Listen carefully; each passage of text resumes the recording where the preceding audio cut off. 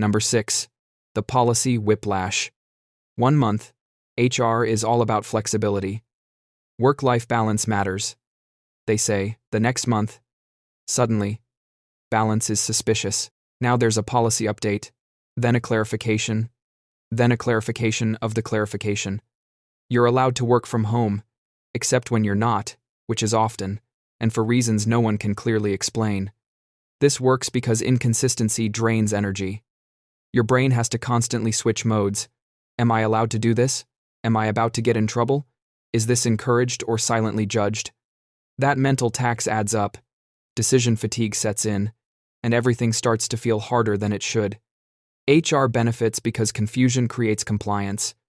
When rules are stable, people push back. When rules are slippery, people hesitate. So instead, you adapt. You guess. You watch what others do and copy them like a stressed-out meerkat. Over time, the anxiety outweighs the benefits of staying. You're not quitting because of one policy, you're quitting because you're tired of recalibrating your entire existence every time someone updates a PDF. Your brain wants predictability. HR gave you whiplash. Number 5. The not a team player label. This one activates the deepest, most annoying part of your psychology. At some point you say no. Maybe you decline a last-minute task. Maybe you log off on time. Maybe you ask for boundaries. And suddenly, the vibe shifts. You're not in trouble, no. You're just not as collaborative as we'd like. That phrase is devastating because it attacks identity, not behavior. You didn't refuse one request, you failed a personality test you didn't know you were taking. Humans hate social rejection, especially vague social rejection. So your brain goes into damage control mode. You say yes more. You explain yourself too much. You overcompensate. HR loves this label because it spreads quietly. No warnings, no write-ups, just subtle reputation decay. You're still competent, still valuable, just questionable. And questioning yourself is exhausting. You start monitoring your tone, your calendar, your availability. You become permanently reachable, like a human customer support line. Eventually, resentment builds. You realize being a team player somehow means sacrificing yourself indefinitely while the team stays fully intact. And that's when you stop trying to earn the label back. You leave instead, because it's easier than constantly auditioning for basic respect. Number 4. The Endless Restructure. Every year or so, there's an announcement.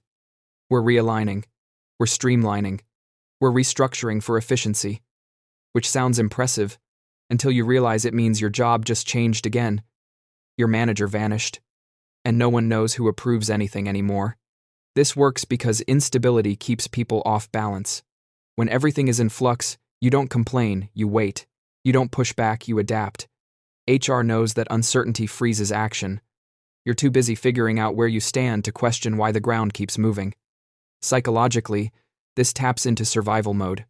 Your brain prioritizes short-term safety over long-term happiness. So instead of asking, "Is this job good for me?" you ask, "How do I not get noticed right now?" You become quieter, smaller, more agreeable. And here's the trick. Every restructure is framed as opportunity. New roles, new growth paths, fresh starts. But somehow the workload always increases and the resources always decrease. The company gets leaner. You get heavier emotionally, mentally, spiritually. Eventually, the restructures stop feeling temporary and start feeling like the job. That's when you realize you've been living in a constant state of almost stable, and humans aren't built for that. So you leave, not because of one change, but because you're tired of rebuilding your sense of security every fiscal quarter. Number 3. The Burnout Disguise. HR doesn't call it burnout. Burnout sounds bad. Burnout sounds like their fault. Instead, they call it a challenge period or a season of intensity, which is adorable because seasons are supposed to end. You start feeling exhausted, cynical, detached. Your motivation evaporates. And when you bring it up, you're offered wellness webinars, breathing exercises, and maybe a free app. Notice what you're not offered: less work. Because that would require structural change, and breathing is cheaper. This works because it reframes a systemic problem as a personal one. You're not overwhelmed because the workload is unreasonable, you're overwhelmed because you haven't meditated enough, so you blame yourself. You try harder, you optimize your mornings, you drink more water. None of it fixes the actual issue, but it keeps you busy not blaming the system. Eventually, your body revolts, sleep gets weird, motivation disappears completely, and that's when HR acts surprised. We didn't see this coming, they say, standing next to a stack of emails where you very much saw this coming. At that point, quitting isn't dramatic, it's medical. You're not chasing a better job, you're escaping a slow, polite breakdown. Number 2. The exit interview illusion. By the time you're in the exit interview, you're already gone mentally. HR asks thoughtful questions. They nod, they type, they thank you for your honesty. It feels cathartic, like closure. Like maybe your suffering will improve things for the next person. It won't. The exit interview exists to make you feel heard, not to change anything. It's emotional offboarding, a way to drain your frustration safely after it no longer matters. Psychologically, this gives your brain a sense of resolution. You spoke your truth. You did the healthy thing, which conveniently prevents you from warning others too loudly on the way out. HR documents your feedback, categorizes it, and files it under Attrition Insights, which is corporate for, we acknowledge this pattern and will continue it. Because if the system were actually broken in their eyes, they'd have fixed it back when you were still productive. The illusion is powerful. You walk away thinking, at least I said something. And maybe you did. But the structure that made you quit remains untouched, waiting patiently for the next person to believe it'll be different for them. Number 1. Making it feel like your choice. This is the master trick. The final boss.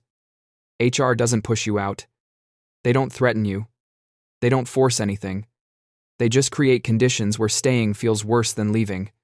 You're overworked, undersupported, confused, and quietly discouraged. No single moment is bad enough to justify outrage. But altogether, it's unbearable. And when you finally resign, everyone is very understanding. We respect your decision, they say. And they mean it because it's exactly the decision the system was designed to produce.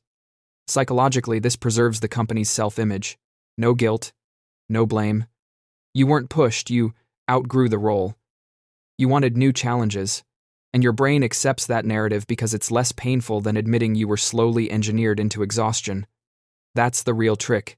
Not making you quit, but making you believe quitting was the healthiest, most reasonable option left. Which, to be fair, it probably was. That's all for today. I'll be making similar videos in the future. Subscribe to see them.